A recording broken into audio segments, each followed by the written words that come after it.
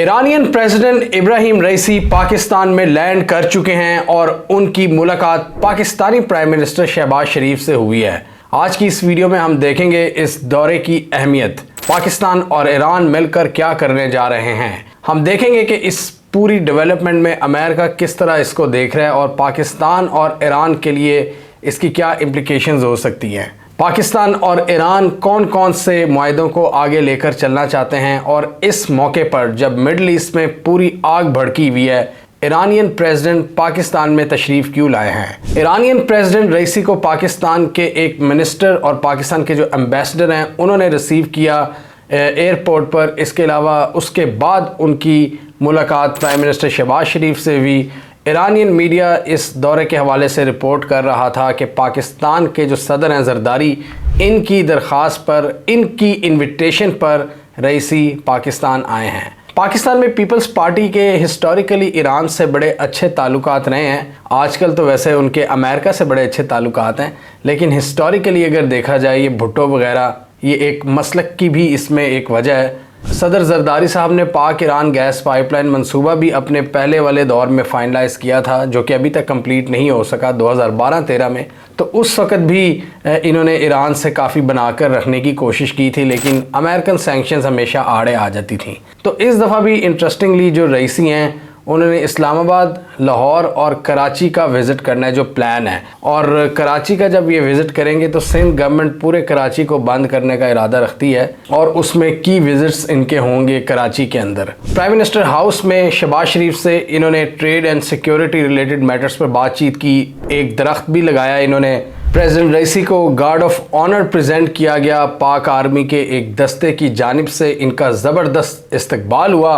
पाकिस्तान ने इस्लामाबाद में एक नई रोड बनानी है जिसका नाम ईरान एवेन्यू रखा जाएगा, और एक जॉइंट प्रेस कॉन्फ्रेंस जो प्राइम मिनिस्टर शहबाज शरीफ और प्रेसिडेंट रईसी के दरमियान हुई, उसमें भी बड़े पॉजिटिव कलमात कहे गए एक दूसरे के बारे में।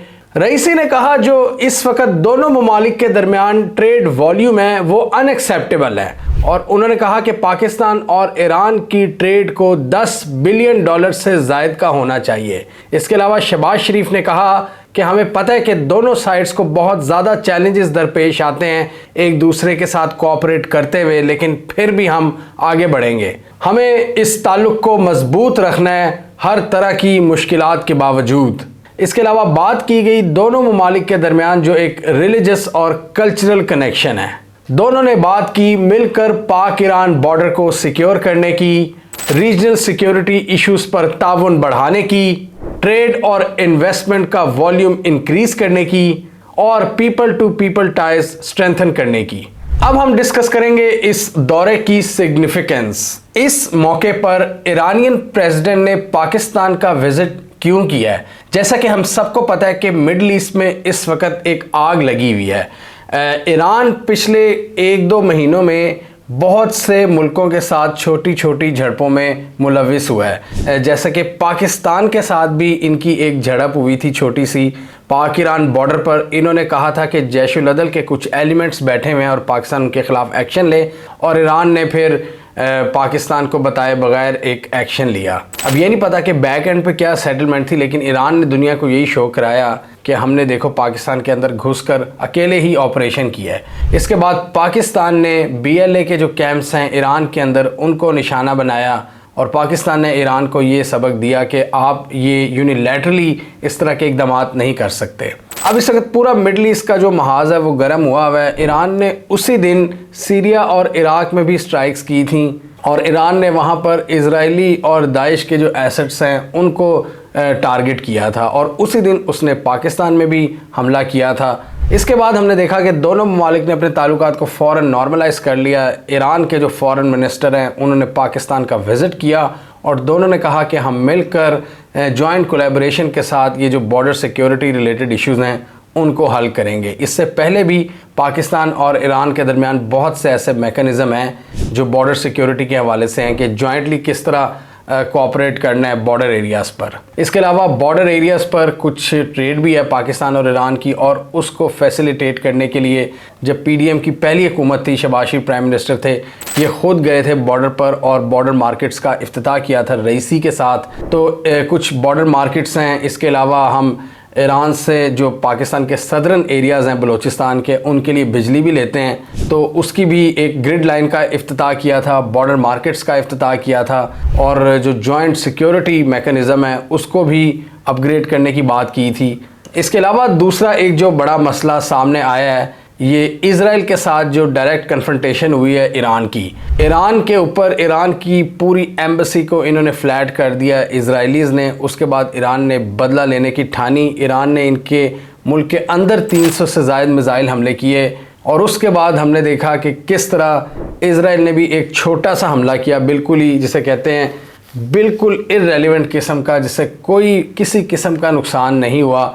वो बेसिकली वो हमला ऐसे ही था कि एक फेस सेविंग दी गई थी इज़राइल को, और वो सारा मामला हो गया। और बहुत से एक्सपर्ट कह रहे हैं कि वक्ती तौर पर एक बड़ी जंग से हम बच गए। मिडल ईस्ट एक जंग की तरफ जा रहा था, लेकिन बीच में अमेरिका भी पड़ा है, रूस भी पड़ा है, और भी दूसरे प्लेयर्स बीच में आए हैं, और इन्होंने इसको एक्सपैंड होने से बचा लिया है। और ईरान और इज़राइल दोनों को एक फेस सेविंग दी गई है कि कहीं ना कहीं तो इख्तिताम होना इसका। तो अब इस सूरत हाल में इस सारे मामलात को जहन में रखते हुए अगर हम एनालाइज करें, तो इस वक्त ईरानियन प्रेसिडेंट का विज़िट पाकिस्तान में, इसका क्या मतलब है, क्या मानी रखता है ये। अब आपको याद होगा कि थोड़े दिन पहले पाकिस्तान में सऊदी फॉरेन मिनिस्टर भी आए थे, और इससे पहले पाकिस्तान के जो टॉप ऑफिशियल्स हैं उन्होंने सऊदीया जाकर मोहम्मद बिन सलमान से मुलाकात की थी। और आपको याद होगा हमने इन वीडियोज़ में डिस्कस किया था कि सऊदी अरब इस वक्त पाकिस्तान में एक अहम एलाय को देख रहा है, क्योंकि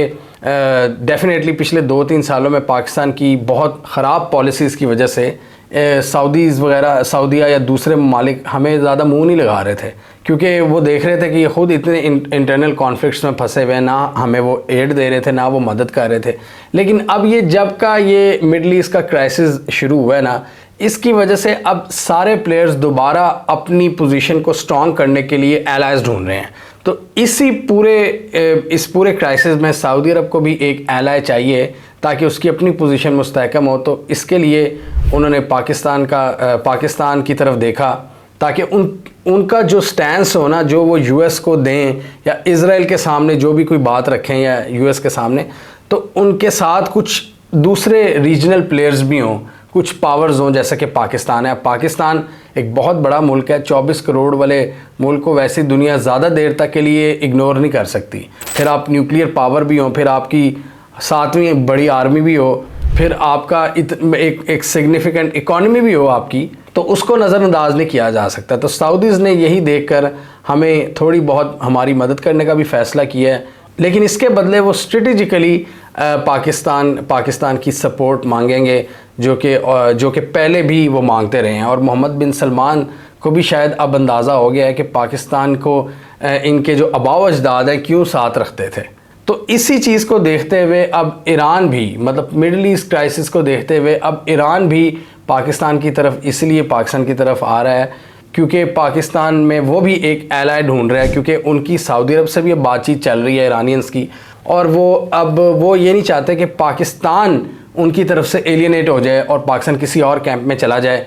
तो यहाँ पर ईरानियंस भी बड़ा केयरफुली अपनी डिप्लोमेसी को लेकर चल रहे हैं, और पाकिस्तान के साथ जो अपने ताल्लुकात हैं उनको एक नई अहमियत देना चाहते हैं। जिसे कहते हैं ना, एक रीन्यूड एफर्ट ये है। पाकिस्तान और ईरान जिस हवाले से क्लोज़ आ रहे हैं, और ये जो मिडल ईस्ट में सारा क्राइसिस है वो इस हवाले से शायद इनडायरेक्टली पाकिस्तान की जो फॉरेन पॉलिसी है या जो डिप्लोमेसी है, ये जो हमारे रिलेशंस हैं दूसरे मुल्कों के साथ, उसमें पाकिस्तान की अहमियत में इजाफा कर रहा है ये पूरा क्राइसिस।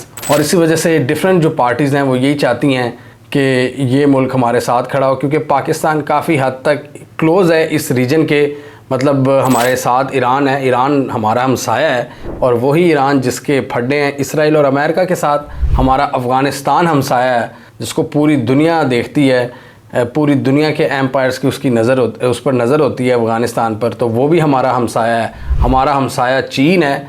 तो हमारी जो एक जियो स्ट्रेटेजिक लोकेशन है वो हमें इस वक्त एक फ़ायदा दे रही है। और इस वक्त जब भी कॉन्फ्लिक्ट कोई भी होता है रीजन में तो हमारी इंपॉर्टेंस बढ़ जाती है।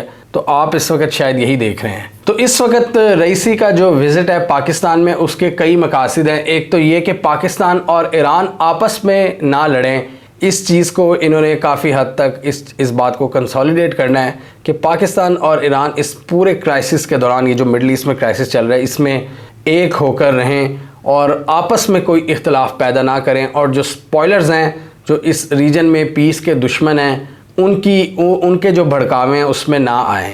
कोई भी भड़का सकता है, ईरान को कोई भड़का सकता है, पाकिस्तान को कोई भड़का सकता है एक दूसरे के ख़िलाफ़। तो दोनों ने ये फ़ैसला इस वक्त किया है कि हम किसी स्पॉयलर के भड़कावे में नहीं आएंगे और आपस में मिलकर काम करेंगे, क्योंकि हमसाए हैं ऑब्वियसली। और मिलकर काम करने का क्या मतलब है, बहुत से ऐसे प्रोजेक्ट्स हैं जिस पर दोनों को काम करने की ज़रूरत है। इसमें सबसे बड़ी एग्जांपल पाक ईरान गैस पाइपलाइन प्रोजेक्ट है, जिसके हवाले से अमेरिका बहादुर पहले ही अपनी नाराज़गी का इजहार कर चुका है और अमेरिका मल्टीपल टाइम्स कह चुका है कि पाकिस्तान को सैंक्शंस लग सकती हैं। डोनाल्ड लू ने तो यहाँ तक कह दिया था कि जी इसके लिए फ़ंडिंग कौन करेगा। और उन्होंने भी यही कहा अपने नुमाइंदों को, जो अमेरिकी नुमाइंदे होते हैं कांग्रेस के, उन्होंने कहा कि भाई जी ये तो बड़ा ख़तरनाक प्रोजेक्ट है, इसके तो कोई करीब भी नहीं जाएगा, ये तो सैंक्शन ज़्यादा प्रोजेक्ट है और पाकिस्तान इसके करीब नहीं जाएगा। जबकि पाकिस्तान ने ऐलान किया है कि हमारे लिए ये बहुत ज़रूरी है, अब हमारा गुजारा नहीं हो सकता पाक ईरान गैस पाइपलाइन प्रोजेक्ट के बगैर, क्योंकि पाकिस्तान को बहुत से एनर्जी के चैलेंजेस हैं और बर वक्त अगर पाकिस्तान ने फ़ैसला ना किया तो पाकिस्तान को फ्यूचर में मज़ीद इकनॉमिक मुश्किलात दरपेश आ सकती हैं। तो पाकिस्तान के लिए ज़रूरी है कि इसको कंटिन्यू करे। तो पाकिस्तान ने अमेरिका के जवाब में यही कहा था कि हम तो इसको करके ही दम लेंगे, और अमेरिका ने भी इनडायरेक्टली कह दिया था कि हम इस पर सैंक्शंस लगाएंगे, और ये क्लियरली कह दिया था कि वो इससे नाखुश हैं। और इसके अलावा पाकिस्तान और ईरान के कुछ इकनॉमिक इंटरेस्ट हैं, दोनों की बायलैटरल ट्रेड है, उसका जो पोटेंशियल है वो बहुत ज़्यादा है, लेकिन हो नहीं पाती। इलीगल ट्रेड होती है स्मगलिंग के ज़रिए। तो बॉर्डर मार्केट्स बनाने की ज़रूरत है ताकि लीगल ट्रेड हो, जो ताजिर हैं दोनों साइड्स के उनको भी फ़ायदा हो। और इसके अलावा बहुत से ज़ायरीन जाते हैं पाकिस्तान से ईरान की जानिब, उनकी सिक्योरिटी और उनके लिए जो सहूलियात हैं उस हवाले से बातचीत। अब पाक ईरान गैस पाइपलाइन प्रोजेक्ट की बात करें तो इस हवाले से ईरान भी काफ़ी ज़्यादा नाराज़ है। पाकिस्तान इस वक्त सैंडविच बना हुआ है ईरान और अमेरिका के बीच में। अमेरिका कहता है कि हम सैंक्शंस लगा देंगे अगर आपने इसको शुरू किया, और ईरान कहता है कि हम आपको हर जाने का दावा कर देंगे $18 बिलियन का। तो पाकिस्तान इस वक्त शायद दोनों को ही वो जिसे कहते हैं ना लटका रहा है। दोनों को पाकिस्तान सही पिक्चर नहीं बता पा रहा, पाकिस्तान क्लियरली बात नहीं कर पा रहा दोनों से, क्योंकि दोनों की तरफ से ही शदीद प्रेशर है। पाकिस्तान ने ईरान से फ़िलहाल 4 महीने का टाइम मांगा है और कहा है कि हम इसको बिल्कुल शुरू करेंगे। और पाकिस्तान के मुताबिक पाकिस्तान ईरान को ये बता रहा है कि हमने इस पर काम शुरू भी कर दिया है। एक 80 किलोमीटर्स का जो सेगमेंट है जो गवादर तक, उसको पाकिस्तान कहता है कि हम कंप्लीट कर लेंगे जल्दी, और उसके बाद ये जो पूरी जो 1000 किलोमीटर से ज़ायद लंबा जो सेक्शन है पाकिस्तान के अंदर, हम उसको भी कंप्लीट कर लेंगे। ईरान ने अपनी साइड काफ़ी हद तक कंप्लीट कर ली है, और अब वो पाकिस्तान से भी ये उम्मीद लगाकर बैठा हुआ है कि पाकिस्तान भी पाक ईरान गैस पाइपलाइन प्रोजेक्ट को जल्द ही मुकम्मल कर लेगा। और यहाँ पर मुझे डोनाल्ड लू की बात याद आती है कि इसको फाइनेंस कौन करेगा, क्योंकि इस तरह के जो बड़े बड़े प्रोजेक्ट्स होते हैं नॉर्मली पाकिस्तान या वर्ल्ड बैंक से मदद लेता है, एशियन डेवलपमेंट बैंक से मदद लेता है, IMF वगैरह से। तो ये तो मदद के लिए नहीं आएंगे, क्योंकि ये एक मुतनाज़ा प्रोजेक्ट है, इस पर सैंक्शंस लगने का खदशा है, क्योंकि ये ईरान इसमें मुलविस है, ईरान इन्वॉल्व है।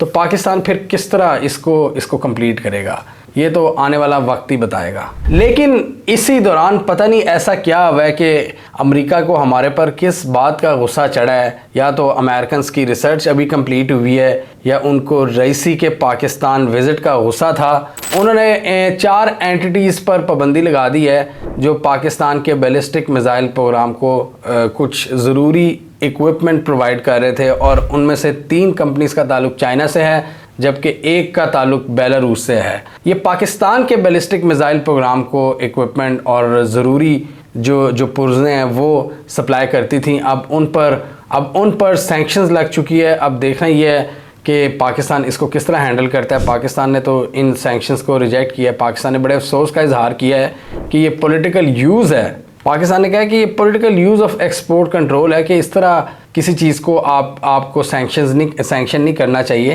तो ये क्लियरली नज़र आ रहा है कि इस वक्त जो पाकिस्तान का रजीम है उनको बाइडन एडमिनिस्ट्रेशन से बातों के अलावा कोई ख़ास सपोर्ट मिल नहीं पा रही। जी हाँ, IMF का प्रोग्राम तो किसी हद तक उन्होंने अप्रूव कर दिया था जो $3 बिलियन वाला था, लेकिन अभी जो फ्रेश IMF का प्रोग्राम होना है वो हमें मिलेगा या नहीं, ये अब पाकिस्तान ने फ़ैसला करना है कि हमने ईरान के साथ ताल्लुकात को ज़्यादा बेहतर करना है या फिर अमेरिका के साथ। और ईरान के साथ ताल्लुकात को बेहतर करने का यही मतलब होगा कि हम फिर अफ़गानिस्तान और चाइना के साथ भी ताल्लुकात को बेहतर करेंगे। और ये तीनों वो कंट्रीज़ हैं कि जब आप इनके जितना करीब जाते हैं अमेरिका उतना ही ज़्यादा नाराज़ होता है, चाइना, अफ़गानिस्तान और ईरान।